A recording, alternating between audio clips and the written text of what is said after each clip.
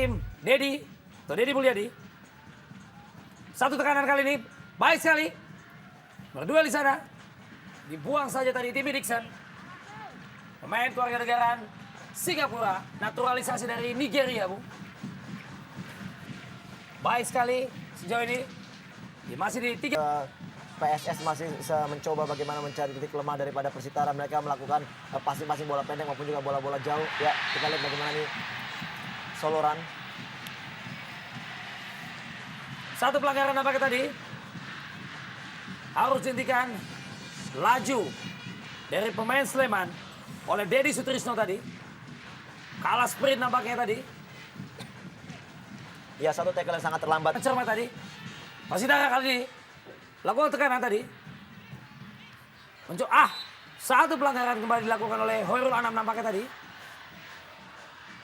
2 kali pelanggaran dilakukan tadi oleh Hoirul Anam terhadap Bationo. Ya, sangat jelas. Rahel mempunyai kecepatan untuk melakukan dribble Rico. Kembali dari sektor kanan. Salah keluar, dibuang saja. Baik sekali. Ngako Gabriel bermain aman.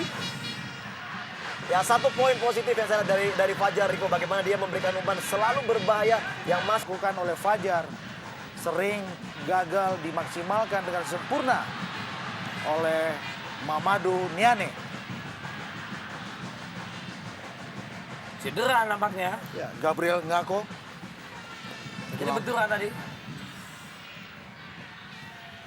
Apakah kena sikut, Bu? Kita melihat memang John Tapor. Baik sekali menggunakan tumitnya. Satu pelanggaran nampaknya tadi.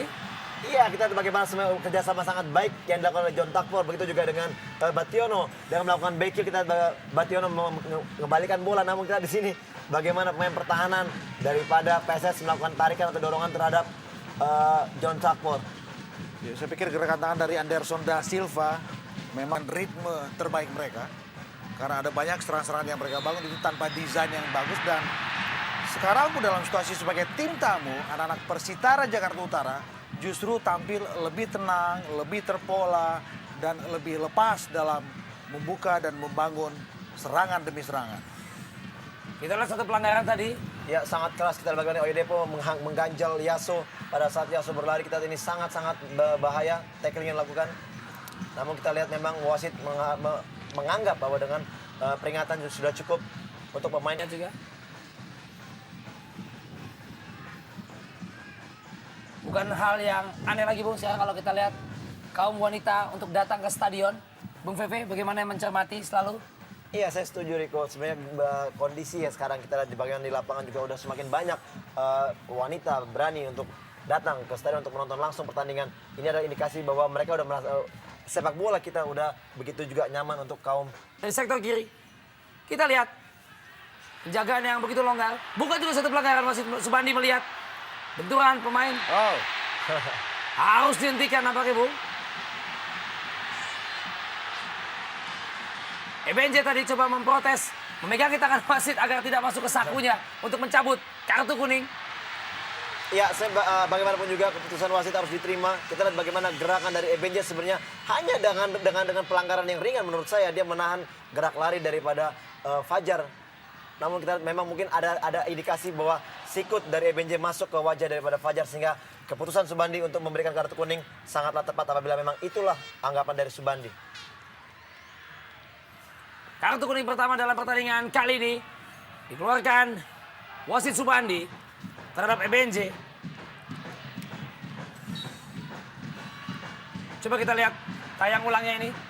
Coba menghalangi laju dari Fajar. ya memang terlihat Koko, umpan 1-2. Ngako Gabriel tadi. Masih Ngako, satu pelanggaran nampaknya melihat Subandi agak terlambat meniupkan peluit setelah tackling dilakukan dengan 2 kaki menurut mata saya, Pak. Iya, tackling yang sangat keras yang dilakukan oleh Ngako dengan kedua kakinya ini sangat wajar apabila wasit Subandi memberikan pelanggaran. Namun kita lihat bagaimana pada saat tackling dilakukan ini kita dengan 2 kaki. Kita melihat Subandi tidak begitu saja langsung meniup peluit dan dia melihat arah bola bagaimana apabila bola tadi kembali dikuasai oleh pemain PSS mungkin akan dibiarkan oleh Subandi play on. Namun kita lihat bagaimana bola tidak dikuasain. Oleh karena itulah Subandi akhirnya meniup bahwa itu adalah pelanggaran untuk PSS. Salah umpannya, hanya memainkan bola-bola lambung, seolah berupaya dengan keuntungan. Satu pelanggaran tadi Rahel. Iya, satu gerakan tangan dari Rahel. Kita lihat bagaimana pemain yang begitu kecil berani untuk melakukan jumping heading, berebut bola dengan pemain asing. Kita lihat bagaimana Bationo, ya tangan dari Rahel menyangkut di leher daripada Bationo. Dan inilah indikasi dari pelanggaran itu, Riko. Ini kalau nggak jam terbang, Bung. Walaupun kecil, perwasitan, Bung, aturan berlaku, tapi harus mempunyai stamina yang baik untuk terus berlari sepanjang 2 kali 45 menit. Kali ini, bukan satu pelanggaran, karena satu keuntungan ya, advantage. Derlit, sayap kanan, satu peluang, terlambat tadi. Yoga mempertanyakan keputusan wasit ataupun asistennya, Bung. Tapi apapun kita melihat bagaimana akselerasi yang dilakukan oleh Andre Yoga. Laju bola bergulir lebih cepat dengan pergerakan dari Andre Yoga. Sehingga bola sulit dalam penguasaan atau kontrol dari gelandang Sleman ini. Satu pelanggaran saya pikir. Ini kan Fajar, kita lihat bagaimana. Ya, terlalu cepat Rahel berada di depan. Jauh, Bung, Ya. mencolok sekali. Dan saya pikir ini adalah bagian dari sebuah variasi yang seperti yang saya ungkap tadi itu. Bagaimana mereka harus lebih variatif, harus lebih improve dalam membongkar barisan belakang Persitara Jakarta Utara. Satu pelanggaran nampaknya tadi. Kembali Anderson da Silva. Hati-hati, sudah satu kartu kuning Anderson tadi terhadap Itimi Dixon. Ya, kelihatan kaki daripada Anderson mengenai perut daripada Itimi. Memang tidak ada unsur sengaja, Riko, karena kita memang bola tadi berada di depan wajah atau di depan badan daripada Itimi pada saat Anderson. Ya, di sini kita lihat. Ya, memang mengenai. Cukup keras, Bung. Anak-anak Sleman kuasai bola. Jorge atau Oyedepo tadi.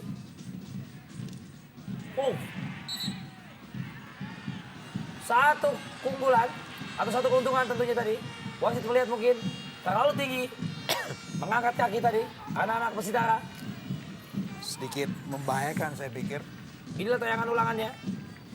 Ya, ngaku memang mengangkat kaki terlalu tinggi, Riko. Sehingga Ya. wasit memberikan pelanggaran ini. Ya, kita lihat bagaimana ngaku begitu keras. Ya. Kita coba bertahan. Dedi Mulyadi menjaga. Pergerakan cukup ketat tadi. Kita lihat. Penalti. Kita lihat tidak ada protes dari anak-anak Persitara. Menandakan seolah menerima putusan wasit Subandi yang menurut Anda bagaimana, Fe? Ya, Riko, bagaimana kita keputusan yang diambil oleh Subandi belum begitu kita lihat jelas apakah memang pantas diganjar. Ya, di sini kita bagaimana Dedi melakukan tackling. Ya, benar sekali, Riko, bagaimana memang Dedi melakukan tackling mengenai kaki daripada pemain Sleman Busari, dan ini keputusan menurut saya ini sangat tepat. Saya bilang tadi, apakah akan ada keajaiban berikut? Dan terbukti. Keajaiban itu datang. Saya bilang sisa 1 menit di ujung pertandingan, apa yang akan terjadi? Yang terjadi adalah sebuah keputusan penalti.